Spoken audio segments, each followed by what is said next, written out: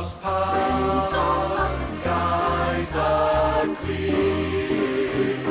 When I'm alone, you are near. When breezes blow, breezes blow.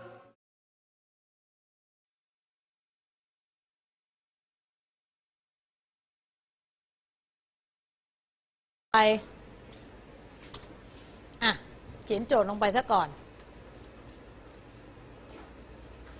ข้อ1 a เท่ากับเท่าไหร่คะเนี่ย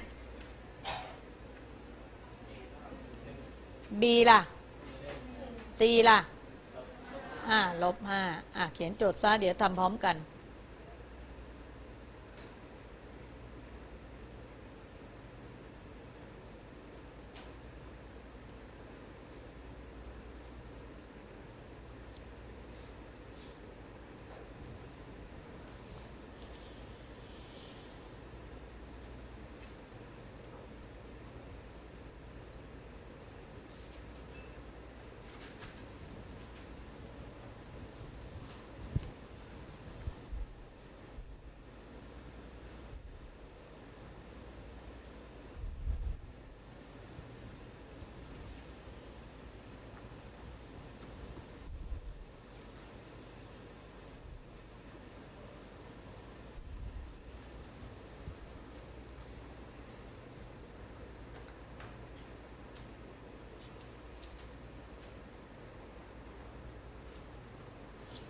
โจทย์เสร็จหรือยัง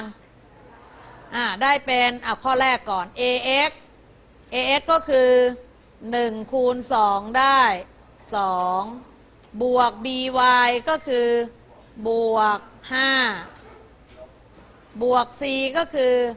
ลบ5ส่วนเท่าไหร่คะ square root เท่าไหร่คะ2ได้เท่าไหร่คะเนี่ยได้2ส่วนรูท2ถ้าเราไม่ต้องการให้ติดรูทล่ะคูณเข้าไปด้วย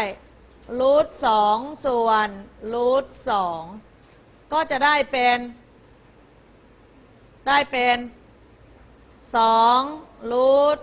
2ส่วนอะไรคะรูท2คูณรูท2เป็นเท่าไหร่คะโอ้ถ้ารอลอกอย่างเดียวนะมันไม่มีประโยชน์นักเรียนครูทำสไลด์ให้ลอกง่ายมากรูท2คูณรูท2ได้เท่าไหร่คะแล้วรูท4ได้เท่าไหร่อะคะได้2ตัด2หมดเพราะฉะนั้นคำตอบคืออะไรตัวเดียวรูท2ต่อไปข้อ2ระยะทางดีได้เท่าไหร่ในข้อ2ระยะทางดีได้เป็น ax นักเรียนก็ช่วยกันทีคะถ้าไม่ช่วยกันเดี๋ยวครูให้ไปทำเองถ้าช่วยกันได้ทำตอนนี้ค่ะแล้วก็จำได้ด้วย-8บวก20ลบ3ส่วนสแควร์รูท16บวก25 16บวก25เป็นเท่าไหร่คะ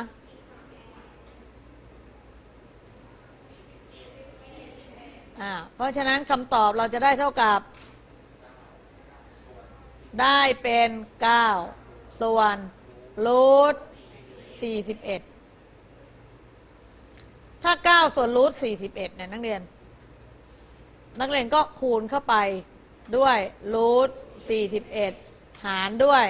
รูท41ได้เท่ากับ9รูท41ส่วน41ถ้าอยากจดก็จดแต่ปกติแล้วเนี่ยนักเรียนมันไม่ได้ยากนะคะไม่ได้ยากจนถึงขนาดต้องลอกที่จริงนะ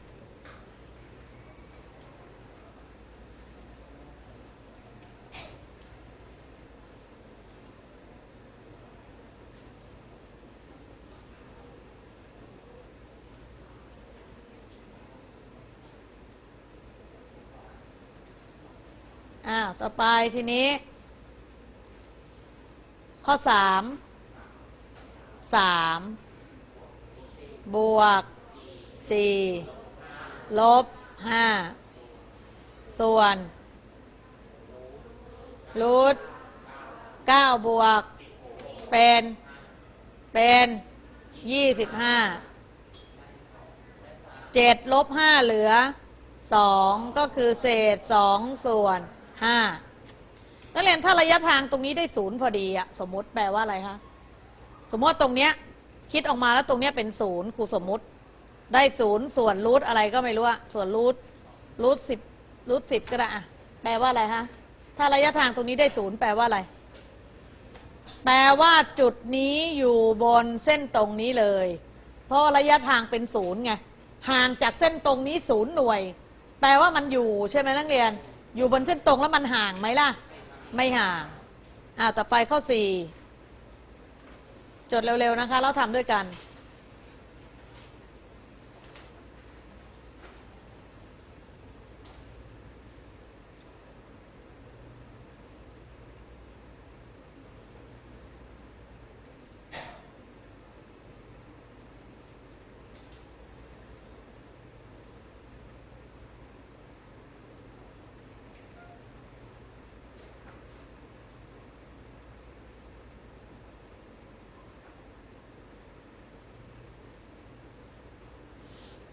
ต่อไปอันแรกได้เท่าไหร่ก่อนได้4ต่อไปลบ6บวก12ส่วนรูทตอบเท่าไหร่คะส่วนเป็น5อันนี้ได้เท่าไหร่คะเนี่ย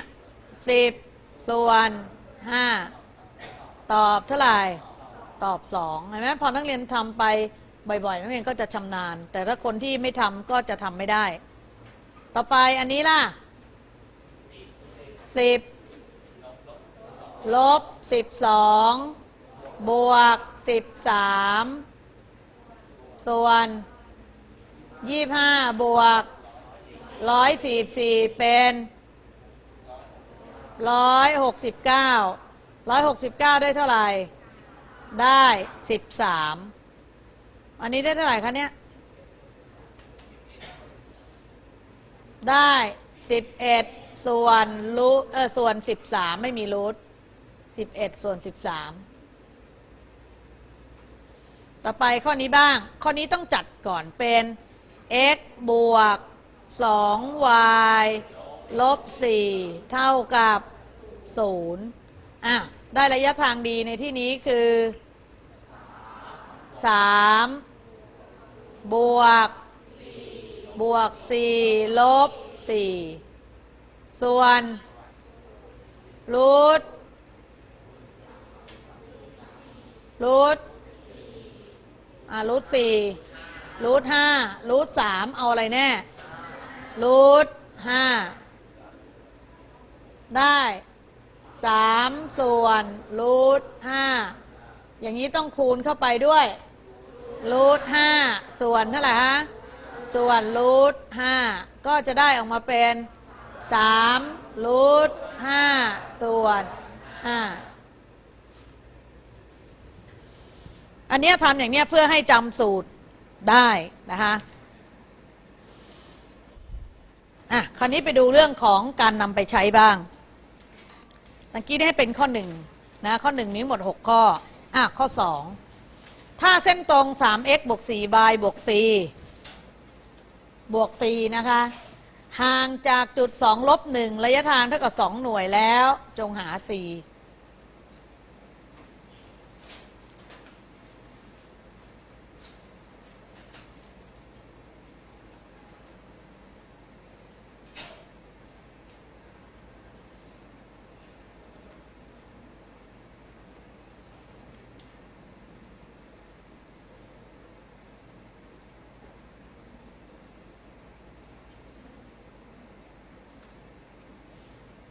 เราช่วยกันทำนักเรียนดูซิว่าระยะทางเขาให้เป็น d ใช่ไหมนักเรียนเสร็จแล้วใช่ไหม d เท่ากับ ax 1 ax 1ของเราคืออะไร6บวก by 1ลบ4 บวก c ก็คือบวก 4 ส่วนสแควร์รูท9 บวก 16 เป็น 25 ได้เป็น 5 แต่เขาบอกว่าระยะทางเท่ากับกี่หน่วย 2 หน่วย เพราะฉะนั้น 2 เอาไปแทนที่ไหนไปแทนที่ d มัน d คือ 2 เพราะฉะนั้นลบ6ลบ 4 เหลือเท่าไหร่ 2 บวก 4 ใช่ไหมแล้วก็ใส่อยู่ในเครื่องหมาย absolute อันนี้คูณเข้าไปได้เท่ากับ 10 เท่ากับ 10 ถ้ามองหัวเพื่อนนะมันไม่มีความรู้หรอกถ้ามองต้องมองที่ครูสอนเนี่ยถึงจะรู้ถ้ามอง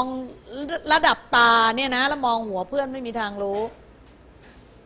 ทีนี้ absolute มีความหมาย2อย่าง2 บวก 4 เท่ากับ 10 หรืออะไรนะนักเรียนหรืออะไรนะ2 บวก 4 เท่ากับลบ 10 เพราะฉะนั้น c เท่ากับเท่าไหร่บ้าง c เท่ากับ 8 อันนี้ c เท่ากับลบ 12 เพราะฉะนั้น c มีกี่ค่าc มี2ค่าก็คือ 8 หรือลบ 12 แสดงว่า2สมการนั้นคือ 3x บวก 4y บวก 8 เท่ากับ12เท่ากับลบไม่ใช่เท่ากับ0กับอีกสมการหนึ่งคือ 3x บวก 4y ลบ 12 เท่ากับ0ก็จะมี2สมการนะทีนี้การบ้านคือแบบฝึกที่ 3.1.7 ข้อ1กับข้อ2เสร็จแล้วก็ในครั้งต่อไปก็จะเป็นเรื่องของการนำไปใช้กับเรื่องของระยะระหว่างเส้นคู่ขนานนะคะพบกันในครั้งต่อไปสำหรับวันนี้สวัสดีค่ะ